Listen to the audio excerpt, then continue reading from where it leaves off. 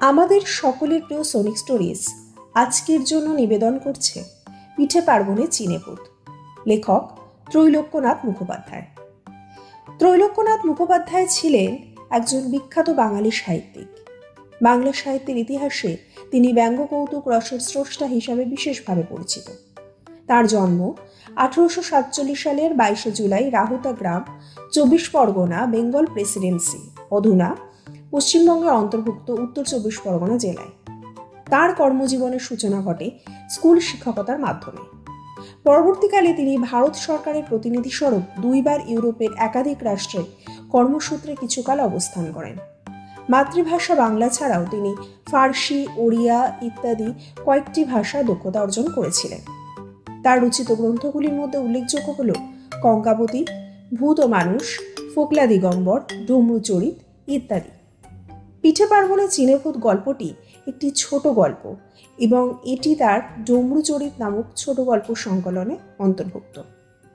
সামগ্রিক পরিচালনা সৌম্যশ্রী সেনগুপ্ত ও রনিতা দেবনাথ। সূত্রধর রৌনক মুখোপাধ্যায়।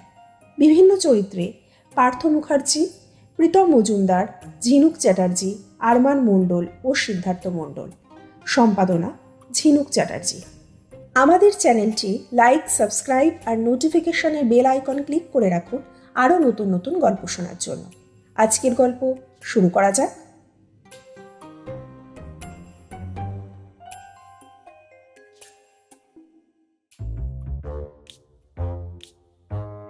রাধা মাধব গুপ্ত তার মামার সাথে দেখা করতে এসেছে।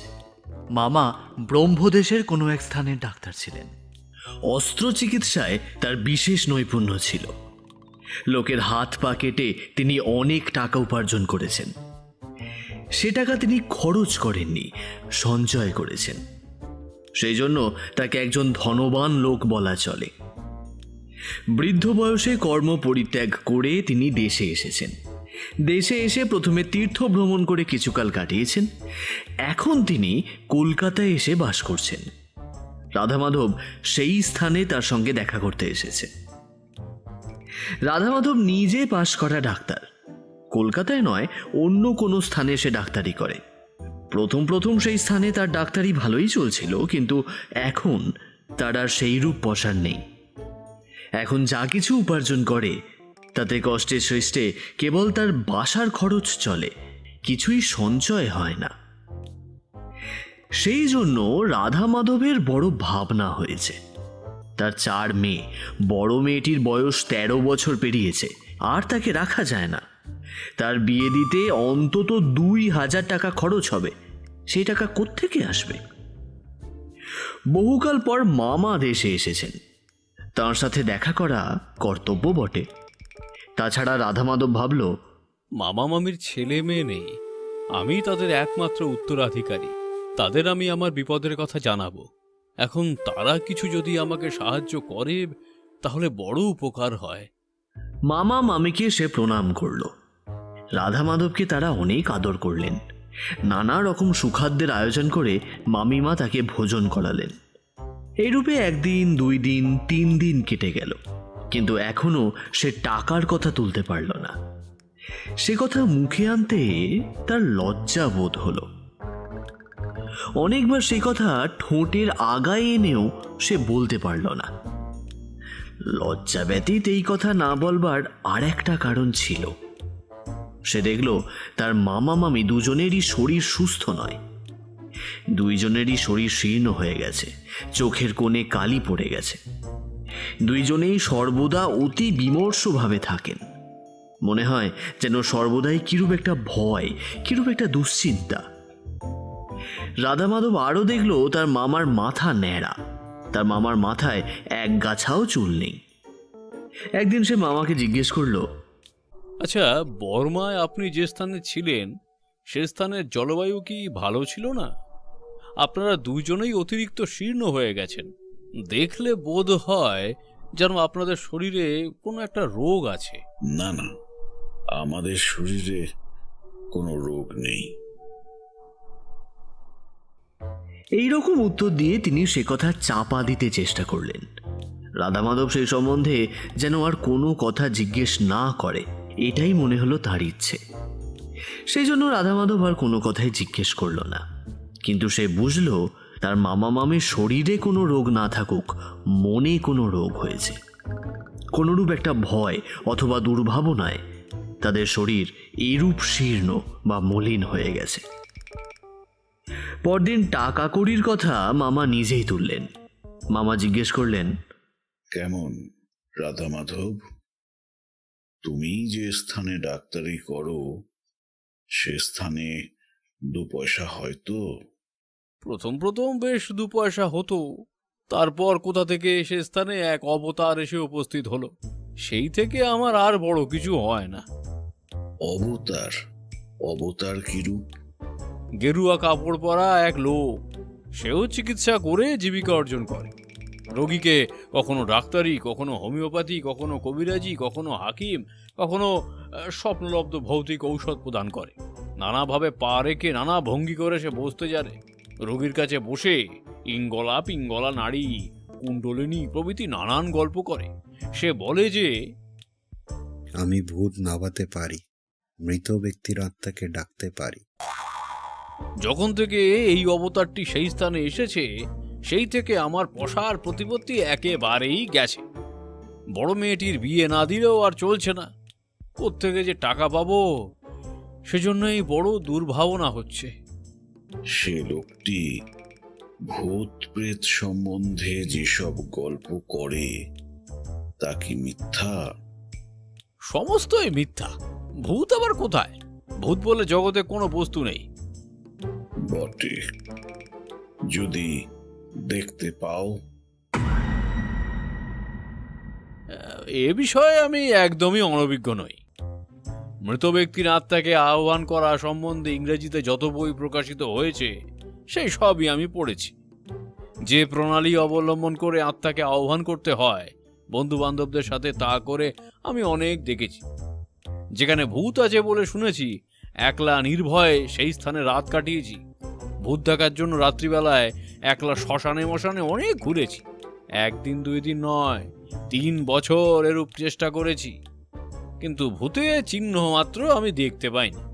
ভূতের গল্প সব আলিক, ভূত বলে জগতে কিছুই নেই।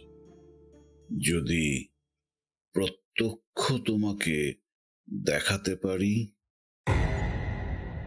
তাহলে আপনার কাছে আমি চিরঋণী হয়ে থাকব। পরকালের প্রতি আমার বিশ্বাস নেই। যদি ভূত দেখতে পাই তবেই পরকাল সম্বন্ধে আমার মনের সন্দেহ দূর হয়। না না, তুমি ছেলে মানুষ, তাই ওই রকম কথা বলছো। কাজ নেই, শেষে একটা বিপদ ঘটবে। যদি যথার্থই আপনি আমাকে ভূত দেখাতে পারেন তাহলে দেখাতেই হবে। আমি আপনাকে কিছুতেই ছাড়বো না। আপনার কোনো ভয় নেই, আমার মন কিছুতেই বিচলিত হবে না। মামা ভাগ্নেতে যখন এরকম কথাবার্তা চলছিল তখন রাত 10টা বেজে গিয়েছিল। মামা যখন দেখলেন রাধা মাধব একেবারে নাছোড়বান্দা, তখন অগত্যা তিনি বললেন, তবে আমার সঙ্গে এসো। রাধা মাধবকে সঙ্গে নিয়ে মামা একটা বড় ঘরের দরজার তালা খুললেন। ঘরের ভেতর প্রবেশ করে রাধা মাধব দেখল যে দেওয়ালের গায়ে 2 দিকে কাঠের আলমারি আছে। সেই আলমারিতে 2 স্তর কাঠের সেলফ আছে, আর তার ওপর অনেকগুলো ছোট বড় শিশি রয়েছে। কোনো শিশিতে মানুষের পা, কোনোটিতে চক্ষু, কোনোটিতে পাথুরি, কোনোটিতে অস্থি। মানব দেহের নানা রূপ অঙ্গ প্রত্যঙ্গ রয়েছে। এ আমার ভাই। আমি নিজের হাতে যত কিছু কেটেছি কুটেছি তা আমি স্পিরিটে রেখে দিয়েছি। এছাড়াও আরো অনেক অঙ্গ প্রত্যঙ্গ ছিল।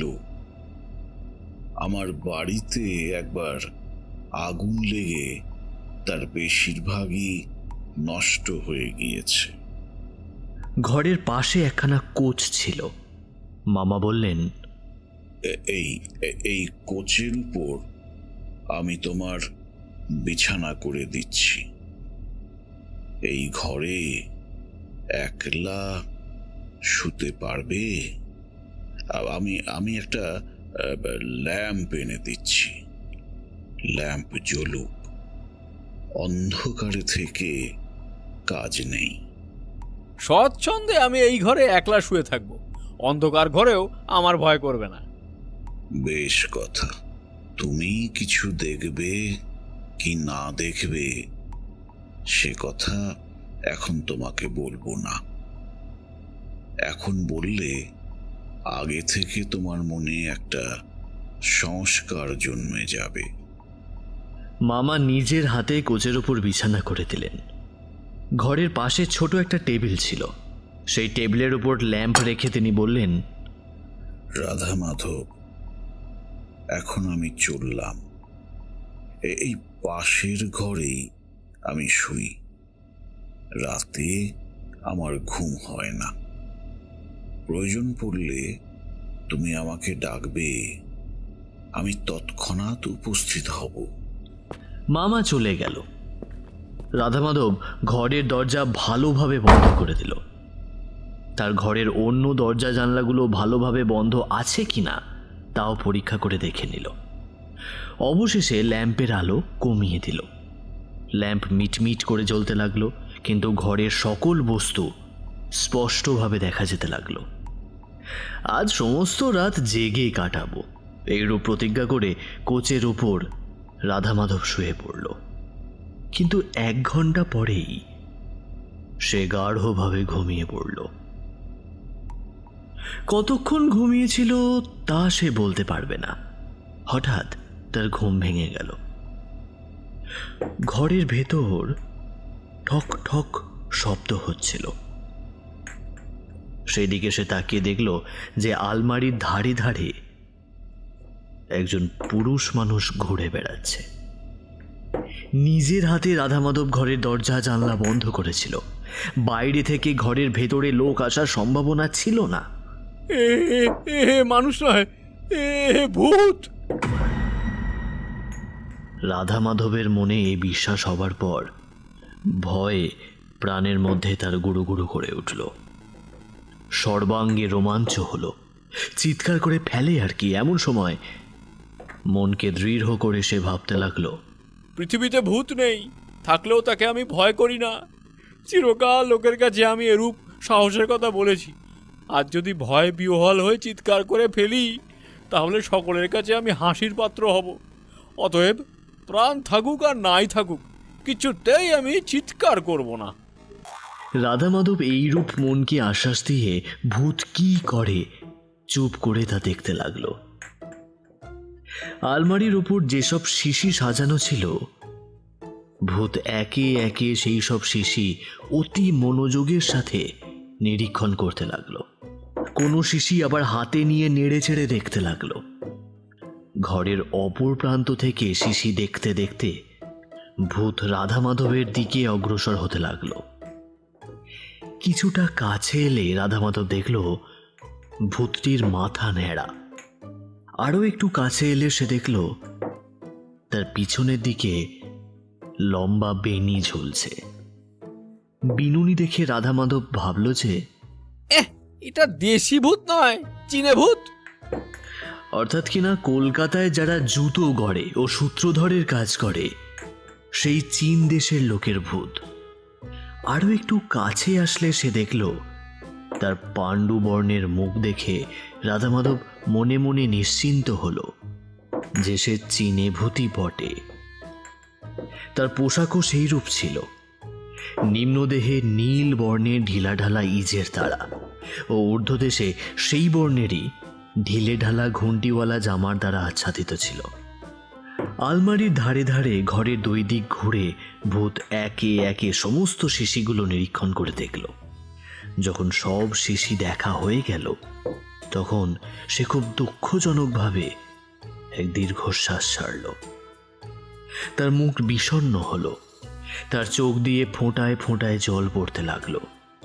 তারপর কোচের কাছে গিয়ে রাধামাধবের সামনে এসে দাঁড়ালো ও অতি মনোকষ্টে নিজের হাত দুটো তুলে যেন কি দেখালো। হাত দুটো নয়, 1.5টা হাত। রাধা মাধব দেখল যে তার ডান হাত আধখানা আছে। জামার আস্তিন কেবল কোনোই পর্যন্ত উঠল, অবশিষ্ট ভাগ ঝুলে পড়ল, কারণ তার ভেতর হাত ছিল না। ভয়ে রাধা মাধব প্রায় অজ্ঞান হয়ে গেল, ভয়ে তার সর্বাঙ্গ ঘেমে গেল, চিৎকার করে ফেলে আর কি। এমন সময় ভূত অদৃশ্য হয়ে গেল। মৃতদেহের ন্যায় রাধা মাধব কিছুক্ষণ পড়ে রইল। তারপর ক্রমে ক্রমে তার মনে সাহসের সঞ্চার হলো। প্রথমে সে ঘর থেকে পালানোর মনস্থ করেছিল, কিন্তু সেই ইচ্ছে এখন ছাড়ল। এখন কি হয় তা দেখবার জন্য চুপ করে সে শুয়ে রইল। কিন্তু সে রাতে আর কোনো উপদ্রব হলো না।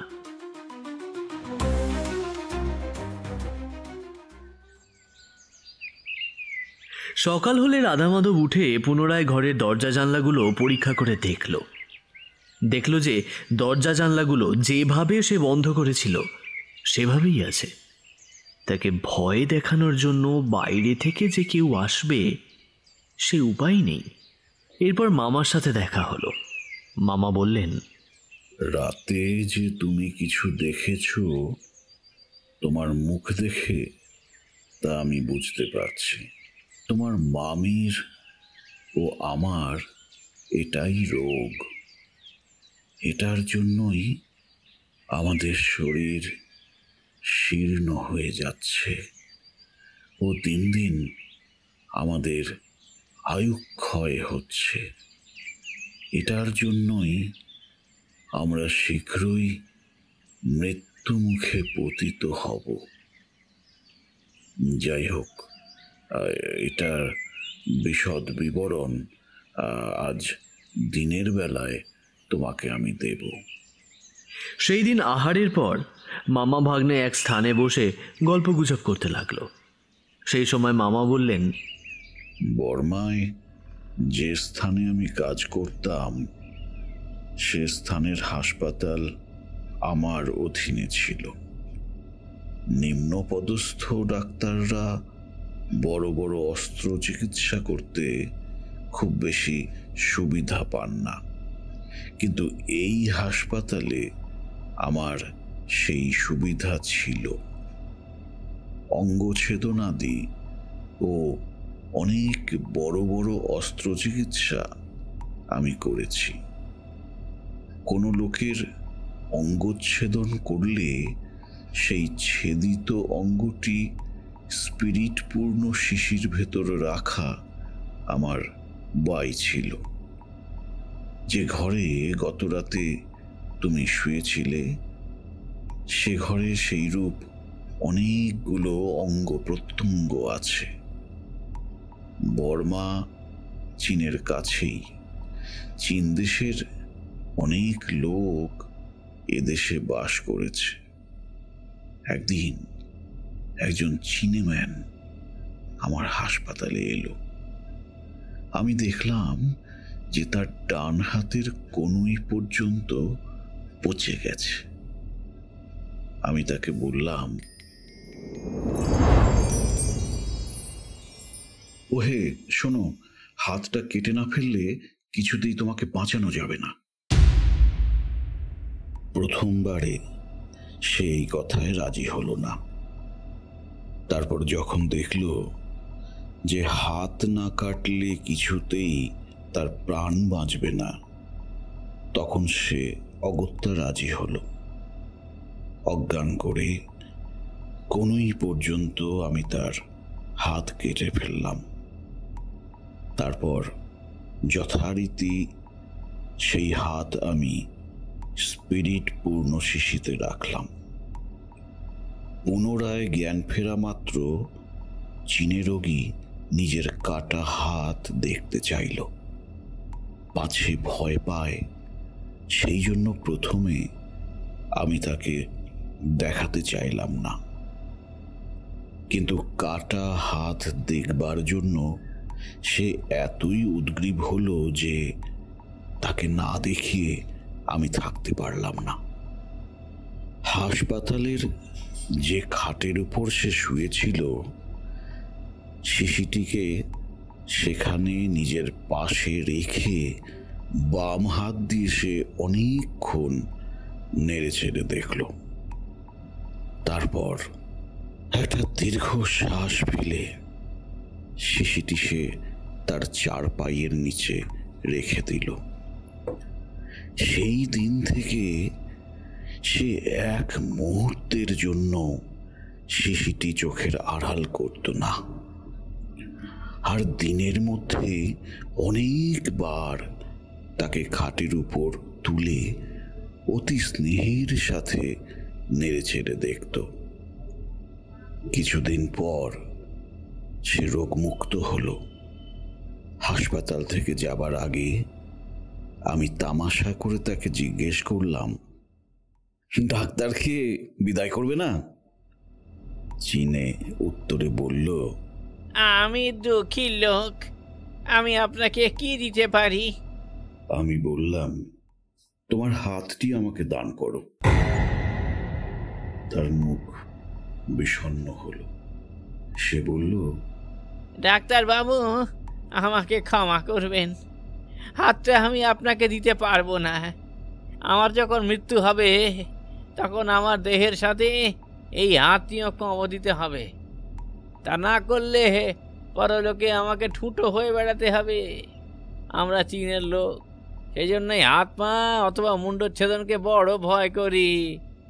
আমাদের বড় লোকেদের প্রাণদণ্ড হলে তারা হারিকুড়ি অর্থাৎ সহস্তে পেট ফেঁড়ে প্রাণ ত্যাগ করেন, মুন্ডচ্ছেদ করতে তারা দেন না। আমি এই হাতটিকে নুন দিয়ে রাখবো, তা করলে পচে যাবে না। আমার মৃত্যু হলে আমার আত্মীয় স্বজনে কেউ দেহের সাথে কবর দেবেন। পুনরায় তামাশার ছলে আমি বললাম, লবণ অপেক্ষা আরোকে এটা ভালোভাবে থাকবে।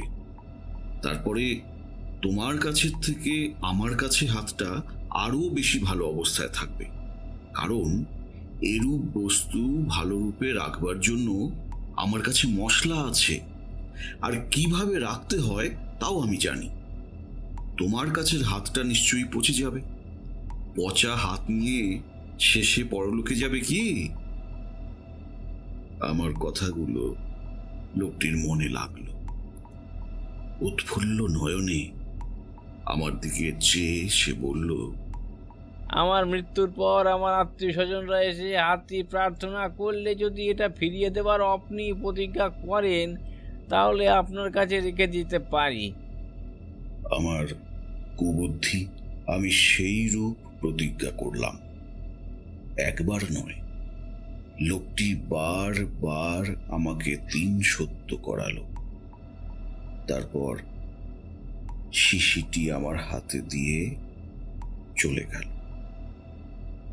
অন্যান্য শিশির সঙ্গে আমি সে শিশিটিও রেখে দিলাম।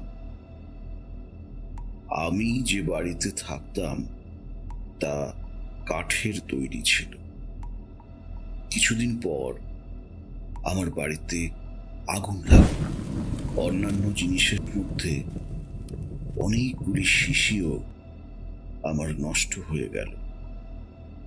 তার মধ্যে চিনেম্যানের হাত সম্বলিত শিশিটিও ধ্বংস হয়ে গেল।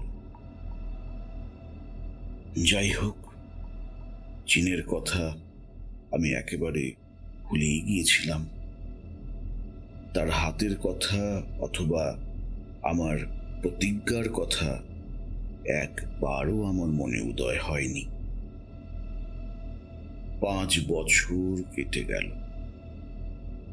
একদিন ভোরবেলা 2 জন চিনেম্যান এলো। তার মধ্যে একজন আমাকে বলল, মাঙ্গা নামক যে চীনের হাত আপনি কেটেছিলেন, গত রাতে তার মৃত্যু হয়েছে। আপনার কাছ থেকে সেই হাত নিয়ে কবরে দিতে সে বারবার অনুরোধ করেছে। সেই হাতের জন্যই আমরা আপনার কাছে এসেছি। আমার মাথায় যেন বাজ পড়ল। হাতটি ফিরিয়ে দিতে আমি বারবার 3 সত্য করেছিলাম। সেই সত্য থেকে আজ আমি ভ্রষ্ট হলাম। কি আর করব? দৈবক্রমে হাতটা নষ্ট হয়ে গেছে। আমি সেই কথাই তাদেরকে বললাম। বিষণ্ণ মুখে তারা চলে গেল। সেই রাতে ঘরে শুয়ে আমি ঘুমোচ্ছিলাম। বোধ হলো রাত 2টো বেজে গেছে। ঘরে অল্প অল্প আলো জ্বলছে। হঠাৎ কে এসে চুল ধরে শয্যা থেকে আমাকে তুলে বসাল। চমকে উঠে আমি চেয়ে দেখলাম যে একজন চীনে আমার বিছানার পাশে এসে দাঁড়িয়ে আছে। আরো দেখলাম যে সে আর কেউ নয়, সে সেই মঙ্গ যার হাত আমি কেটেছিলাম। ভয়ে বিহ্বল হয়ে আমি কথা বলতে চেষ্টা করলাম, কিন্তু আমার মুখ দিয়ে কথা বের হলো না। কেবল গো গো শব্দ বের হতে লাগলো। খাটের এক পাশে তোমার মামি শুয়েছিলেন। সেই শব্দে তাঁরও ঘুম ভেঙে গেল। তিনিও চীনাকে দেখতে পেলেন। কিছুক্ষণ আমাদের খাটের পাশে দাঁড়িয়ে ক্রুদ্ধ দৃষ্টিতে আমার দিকে তাকিয়ে অতি ভৎসনা সূচক ভঙ্গি করে তার ডান হাতের আধখানা অর্থাৎ কেবল বাহুটি তুলে আমাকে দেখালো। তারপর সে ঘর থেকে অদৃশ্য হলো। পরে যে ঘরে শিশি থাকে সেই ঘরে খুট খাট শব্দ হতে লাগলো। বুঝলাম যে প্রত্যেক শিশি নিরীক্ষণ করে সে নিজের হাতের অনুসন্ধান করে। শিশিতে নিজের হাত দেখতে না পেয়ে তারপর বাড়ির অন্যান্য ঘর সে আতি পাতি করে অনুসন্ধান করে। আজ কয়েক বছর ধরে প্রতি রাতে এরকম করছে। প্রথমে শয্যা থেকে সে আমাকে তোলে, তারপর ক্রোধ ও ভর্ৎসনা করে আমাকে সে তার হাতের আধখানা দেখায়। তারপর শিশিগুলোকে দেখিয়ে বেড়ায়। তারপর অন্যান্য ঘর অনুসন্ধান করে। রাত্রিবেলা হঠাৎ মাথার চুল ধরে তুললে আমার বড় কষ্ট হয়। সেই জন্য মাথাটি আমি ন্যাড়া করেছি। এখন সে আমাকে হাত ধরে তোলে। যাই হোক, তোমার মামি ও আমি এই রোগে আজ কয়েক বছর ভুগছি। চাকর চাকরাটি আমার বাড়িতে তিষ্ঠ হতে পারে না। এখন যারা আছে রাতে তারা কেউ আমার বাড়িতে থাকে না। এই রোগের জন্য আমি কাজ ছেড়ে দেশে এসেছি, কিন্তু চীনে ভূত আমার সঙ্গে সঙ্গে এসেছে। বলা বাহুল্য যে এই বিপদ থেকে নিষ্কৃতি পাওয়ার জন্য এমন কোনো উপায় নেই যা আমি করিনি। তন্ত্র মন্ত্র, বড়ি কবচ বাঁদুলি ঝাড়ান কারান ভূত নামানো চণ্ডু নামানো যা কিছু আছে সব করেছি। তারপর দেশে এসে চীনের নামে শ্রাদ্ধ করেছি, গয়াতে পিণ্ড দিয়েছি, গরিব দুঃখীকে দান করেছি। এক তীর্থস্থান থেকে অন্য তীর্থস্থানে পালিয়ে বেরিয়েছি, কিন্তু কিছুতেই কিছু হয়। যেখানেই যাই না কেন চীনে ভূত সেখানেই আমার সঙ্গে সঙ্গে যায়। আরেকটা আশ্চর্য কথা এই যে শিশিগুলি যদি আমি সঙ্গে না নিয়ে যাই তাহলে উপদ্রবের আর সীমা থাকে না। রাতে আমাকে শয্যা থেকে তোলার পর যখন সে শিশি দেখতে না পায় তখন অতি ক্রুদ্ধ হয়ে সে আমার ঘরের জিনিসপত্র ভাঙতে থাকে, বাড়িতে ইট পাটকেল বৃষ্টি করতে থাকে, ঘরের দরজা বিশেষত রান্নাঘরের হাঁড়ি কুড়ি মল মূত্রে পরিপূর্ণ করে দেয়। সেই জন্য যেখানেই যাই না কেন শিশিগুলি আমাকে সঙ্গে রাখতে হয়, আর কোনো উপায় নেই। এই যন্ত্রণা আর সহ্য হয় না। এখন মৃত্যু হলেই আমি যেন বাঁচি। রাধামাধব মামার কথাগুলো শুনল। মামাকে নানান রকম আশ্বাস দেওয়া ছাড়া তখন আর কিছুই বলল না। তারপর রাতে শুয়ে সে ভাবতে লাগলো, আমি যদি মামাকে এই দায় থেকে উদ্ধার করতে পারি তাহলে তার প্রাণদান করা হবে। মেয়ের বিয়ের জন্য তখন আর আমাকে ভাবতে হবে না। কিন্তু এ রোগের ওষুধ কি? ভূত প্রেত সম্বন্ধে রাধামাধব যে সকল বই পড়েছিল সেই সকল বইয়ের সমস্ত বিষয় সে চিন্তা করতে লাগলো। তার স্মরণ হলো যে এক স্থানে আমি পড়েছি যে মৃত্যুকালে লোকের মনে যদি কোনরূপ একটা একান্ত বাসনা থাকে তাহলে সে লোকের আত্মার মুক্তি হয় না। সেই বাসনা পরিতৃপ্ত করার জন্য অনেক দিন পর্যন্ত সে পৃথিবীতে ঘুরে বেড়ায়। শ্রাদ্ধ, গয়াতে পিণ্ড দান অথবা দুঃখীদের দান এরূপ লোকের নাম করলে সেই আবদ্ধ আত্মার উপকার হয়। কিন্তু এই সমস্ত কাজ মামা করেছে, তাতেও তো কোনো ফল হয়নি। রাধামাধবের পুনরায় স্মরণ হলো যে আরেকটা বইতে পড়েছিলাম যে ভূতের দৃষ্টিশক্তি প্রখর নয়, তাদের বুদ্ধিও তীক্ষ্ণ নয়, তাদেরকে অনায়াসে প্রতারণা করতে পারা যায়। এই ভূতটাকে আমি ঠকাতে চেষ্টা করব। পরদিন রাধামাধব মামাকে বলল, এই ঘোর বিপদ থেকে আপনাকে উদ্ধার করার জন্য আমি একটা উপায় ভেবেছি। যদি অনুমতি করেন তাহলে কিছুদিন এই স্থানে থেকে চেষ্টা করে দেখি। মামা সে প্রস্তাবে রাজি হলো। যারা কলকাতার হাসপাতালে কাজ করে সেই রকম ডাক্তারের সাথে রাধামাধব একসঙ্গে পড়েছিল। তাদের কাছ থেকে সে একটা মরার হাত চেয়ে নিল। হাতটি শিশিতে করে মামার অন্য শিশির সাথে রেখে দিল। কি হয় তা দেখবার জন্য সে পুনরায় সেই কোচের ওপর শুল। রাত 2টো বেজে গেল। কিছুক্ষণ পরে মামার ঘরে এসে ভূত উপস্থিত হলো। যথারীতি একে একে সমস্ত শিশিগুলো সে নিরীক্ষণ করে দেখতে লাগলো। যে শিশির ভেতরে রাধামাধব সেই হাতটি রেখেছিল, ভূত এসে তার সামনে দাঁড়ালো। শিশির ভেতরে হাত দেখে আনন্দে তার মুখ উজ্জ্বল হলো। শিশিটি সে বাম হাতে তুলে মনোযোগী হয়ে দেখতে লাগলো। কিছুক্ষণ দেখে রাগে তার মুখ রক্তবর্ণ হলো। রাগে সে শিশি দূরে ভূমির উপর নিক্ষেপ করলো। শিশিটি ভেঙে গেল। ভূত অদৃশ্য হলো। রাধামাধবের চেষ্টা বিফল হলো।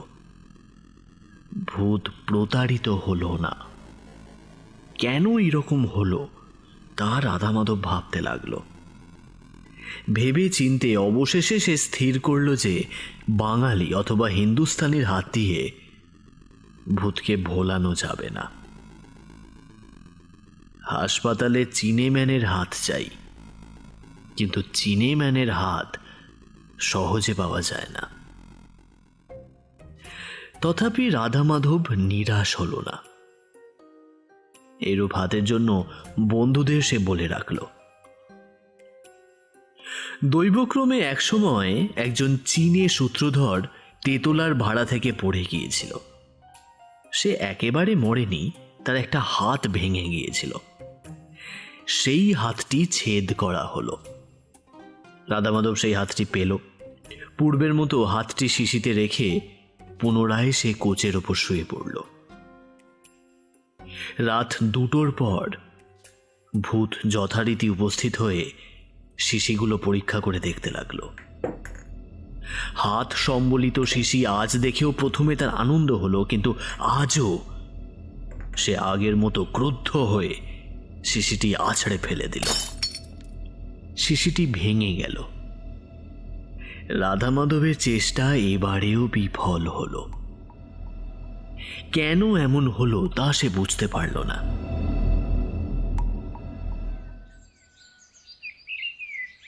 পরদিন সকালে সে ও মামা হাতটি ভূমি থেকে তুলে নিরীক্ষণ করে দেখতে লাগলো।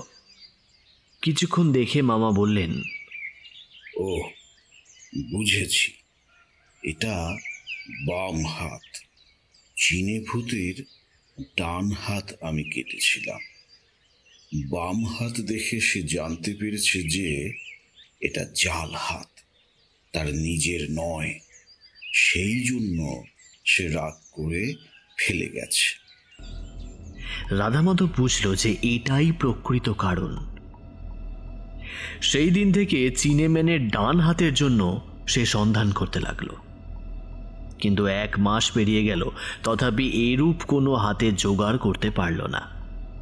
রোগে মৃত ব্যক্তির হাত হলে চলবে কিনা সেরকম একটা সন্দেহ মামা ও ভাগ্নের মনে উপস্থিত হলো।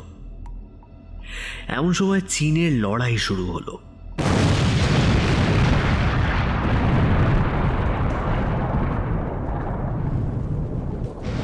কলকাতা থেকে যে সকল জাহাজ চীন দেশে গমন করে, সেই রকম কোনো জাহাজে খালাসির সাথে আলাপ করে রাধামাধব তাকে বলল, আরো পুরনো একটা শিশি আমি তোমায় দিচ্ছি। অস্ত্রাঘাতে মৃত্যু হয়েছে এরকম চীনে পুরুষ মানুষের ডান হাত যদি তুমি এই শিশির ভেতরে এনে দিতে পারো, তাহলে তোমাকে আমি 100 টাকা পুরস্কার দেব। খালাসি রাজি হলো।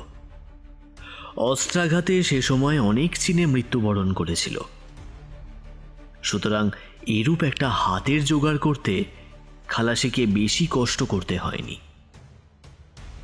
2 মাস পরে সেই আরোগপূর্ণ শিশি করে একজন চিনেম্যানের ডান হাত সে রাধামাধবকে এনে দিল। শিশিটা রাধামাধব অন্যান্য শিশির সাথে রাখলে পূর্বের মতো যথা সময় ভূত এসে একে একে শিশিগুলো পরীক্ষা করে দেখতে লাগলো। পূর্বের মতো আজও সে হস্ত সম্বলিত শিশিটি হাতে নিয়ে নিরীক্ষণ করতে লাগলো, কিন্তু আজ তার মুখে ক্রোধের লক্ষণ দেখা গেল না। আজ সে ক্রোধে শিশিটি আছড়ে ফেলল না। আনন্দের উপর আনন্দে আজ তার মুখশ্রী প্রফুল্ল থেকে প্রফুল্লতর হয়ে উঠতে লাগলো। অবশেষে শিশিটি হাতে নিয়ে সে ঘরের ভেতর ধূপধাপ ধূপধাপ করে নৃত্য করতে লাগলো। নাচতে নাচতে গান গাইতে গাইতে শিশিটি হাতে নিয়ে ঘর থেকে এসে অদৃশ্য হলো। রাধামাধব তাড়াতাড়ি মামাকে ডেকে এই শুভ সংবাদ দিল, কিন্তু চীনে ভূত তখনও বাড়ি থেকে যায়নি। মাঝের একটা ঘরে তখন সে এক প্রকার চপর চপর শব্দ করছিল।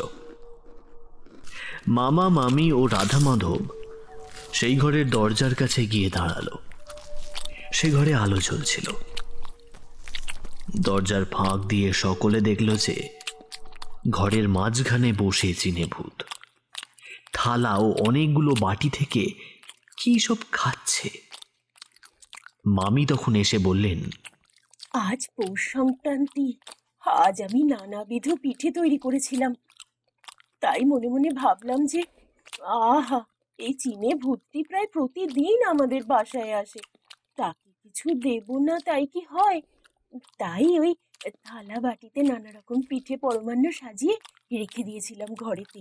মনের আনন্দে দেখো বসে বসে সেটাই খাচ্ছে। পিঠেগুলি খেয়ে চীনে ভূত পরম পরিতৃপ্তি লাভ করল। তারপর সে চলে গেল। সেই দিন থেকে মামার বাড়িতে আর চীনে ভূতের উপদ্রব হয়নি। মামা মামির শরীর ও মন সুস্থ হলো।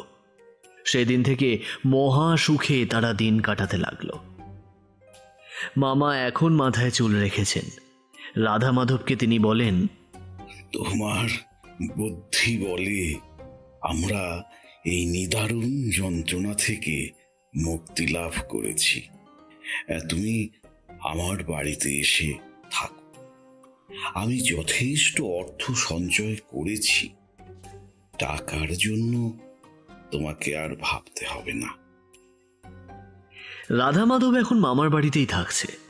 মামা ও সে বিজ্ঞান শাস্ত্র নিয়ে আলোচনাজনিত সুখ স্বর্গ ভোগ করে পরম সুখে দিন কাটাচ্ছে। যাতে স্বজাতি ও স্বদেশের মঙ্গল সাধন হয় সেরকম নানা প্রকার পরীক্ষায় দুজনেই ব্যস্ত আছে। সেদিন অতি ধুমধামের সাথে রাধা মাধব সুপাত্রের হাতে বড় মেয়েকে সম্প্রদান করল। তারপর এই পৌষ পার্বণের সময় নানাবিধ পিঠে তৈরি করে বন্ধুদের খাওয়াবে, সেই জন্য মামা মামি ও সে আয়োজন করেছে। এই পক্ষের সময় রাধা মাধবের মামা যেমন ঘোর বিপদ থেকে মুক্ত হয়েছিলেন, আর পুনরায় এই পৌষের সময় যেমন তারা মনের আনন্দে পিঠে তৈরি করছেন, সেভাবেই শত্রু মিত্র সকলেই বিপদ থেকে উদ্ধার হোক। সকলেই সেই রকম আনন্দ মনে বন্ধু বান্ধবকে পিঠে পরমান্ন প্রভৃতি সুখাদ্য খাইয়ে তৃপ্তি দান করুন, এটাই প্রার্থনা। আর তাদের এই পিঠের ব্যাপারে গল্প লেখককেও তারা যেন বঞ্চিত না করেন। শুধু গল্প লেখক কেন, আর তাদের এই পিঠের ব্যাপারে গল্পের কথককেও তারা যেন বঞ্চিত না করেন, এটাও একান্ত প্রার্থনা। অনেক ধন্যবাদ শ্রোতা হিসাবে উপস্থিত থাকার জন্য। আপনাদের কিছু জানানোর থাকলে কমেন্ট বক্সে জানাতে পারেন। লাইক, সাবস্ক্রাইব আর নোটিফিকেশনের বেল আইকন ক্লিক করে চ্যানেলের সঙ্গে থাকুন। ধন্যবাদ।